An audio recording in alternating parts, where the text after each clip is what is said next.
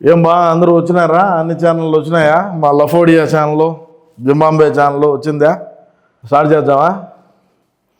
నమస్కారం ప్రజలారా, మీకు కూడా అబ్బా ఇక్కడికి వచ్చినటువంటి మీడియా మిత్రులకి అందరికీ. ఎందుకంటే మైకులు బాగా ఈరోజు బలంగా పెట్టినారు అన్న దగ్గర కూడా. ఎందుకంటే ఇంతకుముందు అన్న అసలు మైకే కనపడేది, ఏది పెట్టినా రికార్డెడ్ అనుకోండి.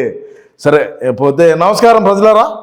ఈరోజు మన జగనన్న ప్రెస్ మీట్ పెట్టినాడు, మనం అందరం కూడా చూసినాం. సరే ప్రెస్ మీట్లో మన అన్న మాట్లాడిన వాటికి చాలామందికి చాలా సందేహాలు ఉంటాయి. అదేవిధంగా బడ్జెట్ గురించి మన జగనన్న మాట్లాడటం అంటే ఇక రాష్ట్రంలో ఉండేటువంటి ప్రజానీకం దేంతో నవ్వుతారనే దాన్ని మీ అభిప్రాయాన్ని కామెంట్ రూపంలో తెలియజేయండి. ఇక మనం చూసుకున్నట్టయితే ఆంధ్ర రాష్ట్ర బడ్జెట్ గురించి, బడ్జెట్లు ఎన్నిసార్లు బడ్జెట్ ప్రవేశపెడతారు దాని గురించి మన అన్న మాట్లాడటం జరిగింది.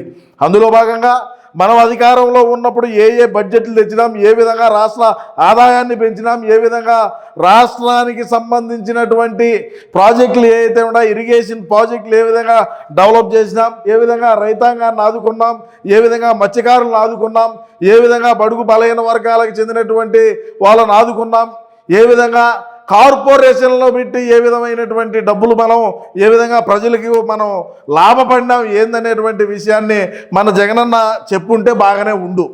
ఎందుకంటే మనం గర్గర్క కహానీలు, ఇట్స్ వెరీ లెంతీ క్వశ్చన్లు అనేటువంటి వ్యక్తులము బడ్జెట్ గురించి మనం మాట్లాడుతూ ఉంటే మరి ఎట్టో ఉన్నది మనకే. ఎందుకంటే మన జగనన్న చెప్తూ ఉంటే ఆ గతంలో ఎంత ఉన్నది, ఇప్పుడు 55.63.7.8 అంటూ ఉంటే మరి ఎన్ని పాయింట్లు వేసుకొని మనం ఈరోజు ఈ స్థాయిలో ఉన్నాము అనేదాన్ని కూడా రాష్ట్రంలో ఉండేటువంటి ప్రజానీకం ఆలోచన చేసేటువంటి పరిస్థితి.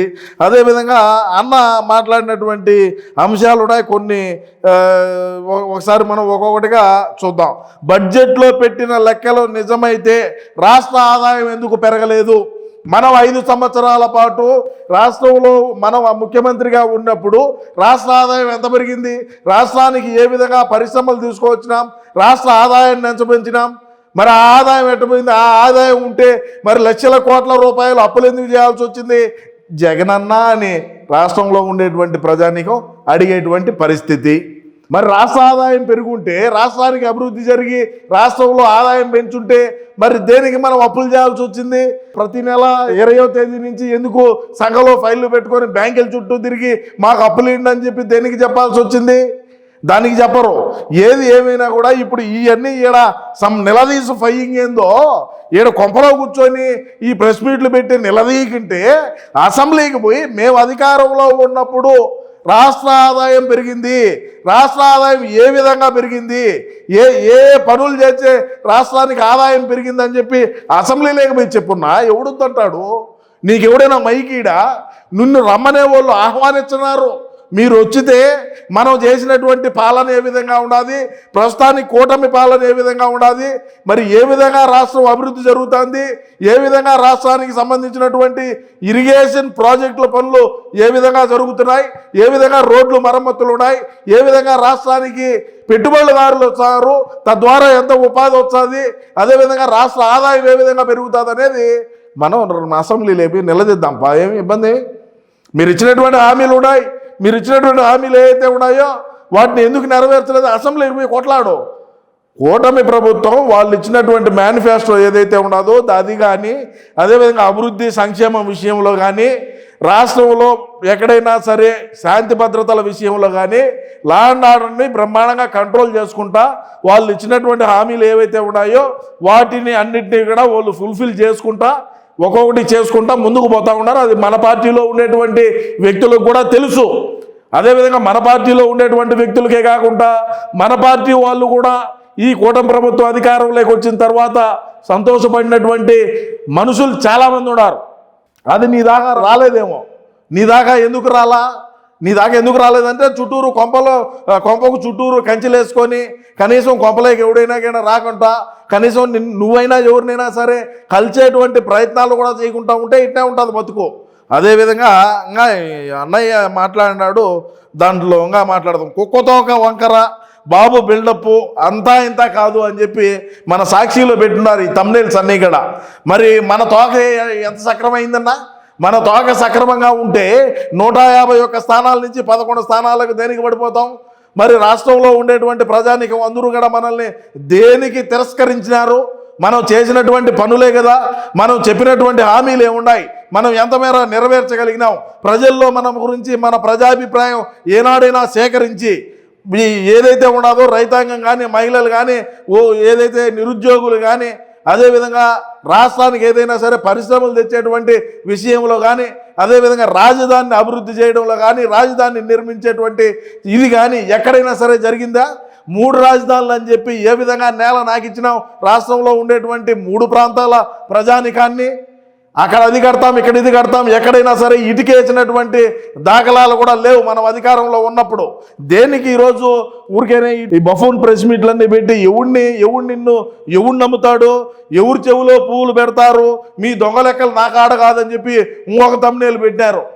ఆల్రెడీ రాష్ట్రంలో ఉండేటువంటి ప్రజానికం అందరూ కూడా మనం అధికారంలో ఉన్నప్పుడు మనకు పెట్టారు చెవుల్లో పూలు, మనం అధికారంలో ఉన్నప్పుడు మనకు చెవుల్లో పూలు పెట్టారు రాష్ట్రంలో ఉండేటువంటి ప్రజానికం. ఒరే ఇంతమంది జనాలు వస్తున్నారే, ఇంతమంది సిద్ధం సభలకు వస్తున్నారే, ఇంతమంది రోడ్ షోలకు వస్తున్నారే, ఇంతమంది ఇది వస్తున్నారే, మనం ఖచ్చితంగా 175 కొడదామనుకున్నాం. మరి చెవుల్లో మనకు పెట్టారు ఇంతలావు పూలు, మొయ్యలేనటువంటి బరువు ఉండేటువంటి పూలు మన చెవుల్లో పెట్టారు. అది మనం ఆలోచన చేసుకుంటే బాగుంటుంది. ఈరోజు కొంపల్లో కూర్చొని ప్రెస్ మీట్లు పెట్టడం, మేమేదో శనగ పెరిగినాం, మేమేదో చించుతాం పొడుస్తాం అని చెప్పి ఇష్టానుసారంగా మాట్లాడడం, మరి నువ్వు మన స్థాయి మించి అంటే బడ్జెట్ గురించి మనం మాట్లాడుతూ ఉంటే మరి మనకంత విషయ పరిజ్ఞానం ఉండదా, లేదంటే మనకు స్వచ్ఛంగా అంత విషయం ఉండదా లేదా అనేది రాష్ట్రంలో ఉండేటువంటి ప్రజానికానికి అందరికీ కూడా తెలుసు. మనమే కొత్తగా ఏమి చెప్పాల్సినటువంటి అవసరం ఏమి లేదు. మనం పేపర్ ఇచ్చినా కూడా ఏ విధంగా తప్పులు చదువుతాం, ఆ పేపర్ ఇచ్చినా కూడా ఏ విధంగా మనం కిందికి పైకి చూస్తాం. అఫ్కోర్స్ ఈరోజు కూడా మనం పేపర్ చూస్తానే చదివినాం. అయినప్పటికీ మళ్ళీ ఎంత విషయం ఉండేది, ఎంత విషయం లేనిది అనేది రాష్ట్రంలో ఉండేటువంటి ప్రజానికానికి తెలుసు. మనం ఏదైనా సరే నిలదీయాలా, ఏదైనా ప్రజల పక్షాన మనం పోరాడాలా అని అంటే మనకు ఉన్నది కదా అసెంబ్లీ లేకపోయి ఉండేటువంటి 11 మంది అయినా సరే, ఈ 11 మంది ఉండే 10 మందిని వద్దని చెప్పి మగోడి మాదిరి పోయి నువ్వే కొట్లాడు. కూటమి ప్రభుత్వాన్ని నిలది. చంద్రబాబు నాయుడు గారు ఆడే ఉన్నారు, డిప్యూటీ సీఎం ఉన్నారు, అదేవిధంగా మంత్రులు ఉన్నారు, ప్రతి ఒక్కరు కూడా ఆడనే ఉన్నారు కదా. నిలది. నువ్వేమి నిలదీచ్చావో, ఇరిగేషన్ ప్రాజెక్టు గురించి ఒకరోజు మాట్లాడు, ఒకరోజు రాష్ట్ర అభివృద్ధి గురించి మాట్లాడు, ఒకరోజు బడ్జెట్ మీద గురించి మాట్లాడు, ఒకరోజు ఏ విధంగా రాజధాని పనులు జరుగుతున్నాయో మాట్లాడు, ఏ విధంగా పోలవరం ఇదైందో మాట్లాడు. అది మెడికల్ ఏదో అంటున్నావు కదా, మెడికల్ కాలేజీ అని చెప్పి ఆ మెడికల్ కాలేజీల గురించే అసెంబ్లీ లేకపోయి మాట్లాడేది ఏందో. అట్లా మనం మైకులు పెట్టుకోవాలా, మనం ఇంట్లో ఏసీ 22లో పెట్టుకోవాలా, కూర్చోవాలా, ఆయన ఒక టీ ఒక సమోసా తినాలా, ఆయన వచ్చిన వాళ్ళతో రెండుసేపు గప్పాలు కొట్టి మాట్లాడి రాష్ట్ర ప్రజానికాన్ని ఏదో మనం చేసినాం, ఏదో మభ్యపెట్టినాం, ఏదో జరిగిపోయింది అని చెప్పేటువంటి ప్రయత్నం చేయాలా తప్ప, అది నువ్వు ప్రయత్నం చేస్తున్నావు బాగానే ఉన్నది. రాష్ట్రంలో ఉండేటువంటి ప్రజానికం ఎవరు కూడా మనల్ని నమ్మేటువంటి పరిస్థితులు లేవు అని కూడా నేను ఈ సందర్భంగా తెలియజేసుకుంటూ, ఇక్కడికి వచ్చినటువంటి మీడియా మిత్రులకు అందరికీ కూడా మేము అధికారంలో ఉంటే ఎగ్ పప్పులు లేకంటే ఏదో ఉంటుంది కదా, ఏవో పెడుదుము, సరే మేము అధికారం లేవు కాబట్టి ఏదో కాస్త మంచినీళ్ళు తాగి మీరు ఇక్కడికి వచ్చినందుకు ధన్యవాదాలు తెలియజేసుకుంటూ మంచినీళ్ళు తాగిపోండి అని మరొకసారి మీ అందరికి కూడా విన్నవించుకుంటూ నమస్కారం.